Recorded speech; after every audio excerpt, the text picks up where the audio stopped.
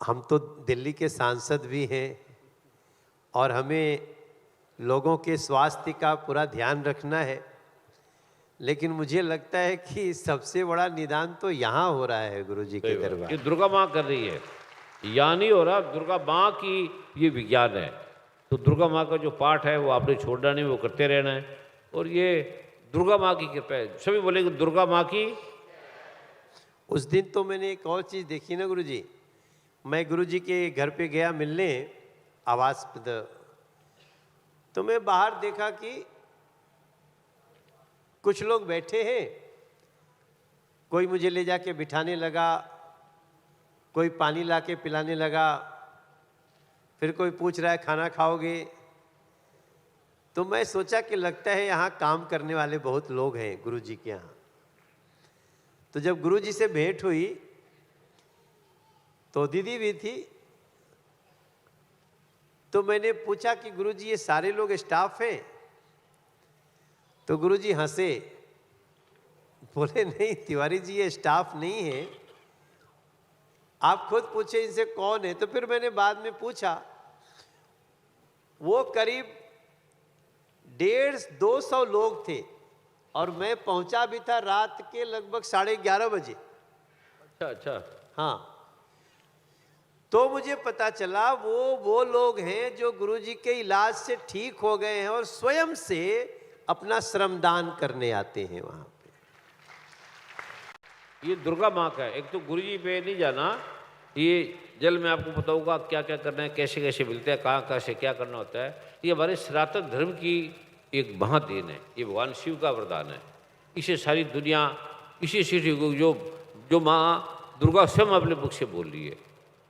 तो मैं श्याम जी, मैं तो बहन जी, जब मुझे इतना आश्चर्य हुआ, सबसे अच्छा क्या लगा कि दुनिया में आजकल कोई किसी के इलाज से, किसी के कृपा से, किसी के आशीर्वाद से ठीक हो जाता है, दोबारा कहाँ पलट के आता है। लेकिन धन्य है वो भाई लोग, वो बहनें जो ठीक होने के बाद धन्यवाद के रूप में आकर के वहाँ कुछ न कुछ श्रमदान कर रहे थे।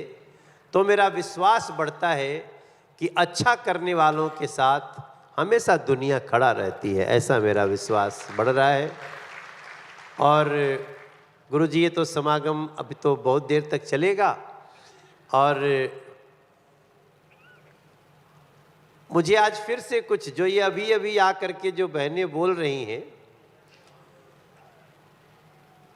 उसमें अब मुझे विश्वास इसलिए हो रहा है कि जो उस दिन आपने हमको जल वाला दिया था शीशी ना, तो इधर बीच क्या हो रहा था कि मेरा गला बहुत जल्दी खराब हो रहा था। मैं तो गाना गाते रहता हूँ, भाषण भी देना होता है, तो मैंने उस जल का थोड़ा अपने गले पे लगाना शुरू किया। बार जी। अच्छा। 1-2 बूंद पिया और अब मैं उसको यहाँ लगाते रहता हूँ। अच्छा। और मैं पिछले, आप लोगों को पता है कि बिहार में चुनाव चल रहा है, मैं पिछले 4 दिन से खूब बोला हूँ और फिर भी मेरी आवाज़ टनाटन है, बैठा नहीं है अभी तक। ये अब मुझे लग रहा है कि देखिए, जैसा भैया ने कहा कि हम लोग तो वैज्ञानिक रूप से सोचते हैं। अभी तो गुरुजी हम लोगों ने दिल्ली में अगर किसी भी जो गरीब भाई बहन हैं, अगर उनको इलाज की ज़रूरत पड़ती है तो नरेंद्र मोदी जी ने, और अब बीजेपी, यहाँ भी हमारी सरकार बन गई है बीजेपी की, आपके आशीर्वाद से बन गई है दुर्गा माँ की कृपा से। तो अभी हम लोग जो भी बिलो पॉवर्टी लाइन, जिसको बीपीएल बोलते हैं, उनको ज़रूरत पड़ती है तो हम इस समय 10 लाख रुपए तक का इलाज फ्री दे रहे हैं। अच्छा। वो जिस हॉस्पिटल में जाएंगे वो हॉस्पिटल भी चिन्हित हैं, लेकिन जो ये हॉस्पिटल में देख रहा हूँ यहाँ जो चल रहा है आपने भरे सभा में पूछ दिया उस दीदी से कि बताओ कितने पैसे लिए, कोई पैसा तो नहीं लिया, तो खुलेआम बोल रहे हैं कि नहीं उसके लिए कोई चार्ज नहीं है।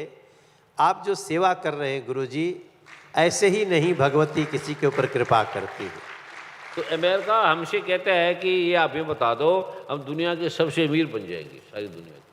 क्या उनको हम दें, उनको बताएं? नहीं, मुझे तो लगता है कि उस दिन भी हम आपसे पूछ रहे थे कि ये दवाई कहाँ मिलेगी, तो अभी भी आप उसका कोई शुल्क नहीं ले रहे हैं। मेरा मानना है अगर आप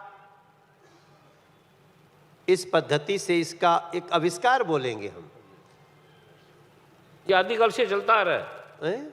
अभी नया नहीं, आदिकाल से चलता आ रहा है। तो फिर कैसे तो हम तो नहीं सुने थे वो पहले। देवे पाश्रय ग्रंथ आपको दिया था ना, देवे पाश्रय, जी उसमें लिखा है सारा। आयुर्वेद का कोई डॉक्टर है या आयुर्वेद का? आ बेटे, आयुर्वेद में क्या है, आप बताओ क्या है? नमो नारायण गुरुदेव जी, मैं एमडी आयुर्वेद हूँ और प्रोफेसर हूँ मेघालय यूनिवर्सिटी में। हाँ जी, मेघालय यूनिवर्सिटी में प्रोफेसर हूँ। प्रोफेसर है जी तो आयुर्वेद को आपने पढ़ा है? जी आयुर्वेद को पढ़ा हुआ है? हाँ जी। आयुर्वेद के कितने अंग है? 8 अंग है। 8 अंगों से आयुर्वेद बना है। देवे पाश्रय कौन सा अंग है? उन्हीं में से गुरुदेव एक अंग है। उस अंग को पढ़ने के बाद, कॉलेज में डिग्री के बाद भी उनको पता नहीं दिव्य पाश्रय है क्या। जी कंपल्सरी है पढ़ना उसको, और उसको पता ही नहीं। बताओ क्या है? जी, दैव पाश्रय बताया गया है कि आयुर्वेद में दैव पाश्रय चिकित्सा है, बट वो क्या है वो रहस्य है, वो स्टूडेंट्स को नहीं बताया जाता, ना ही नहीं, पता ही नहीं। लेक्चर्स। खुद प्रोफेसर है जी वो। शिवजी भगवान कहते हैं कि बिना देवे पाश्रय के सूखी लकड़ी है दवाइयाँ, जी। सूखी, ये लिखा हुआ है।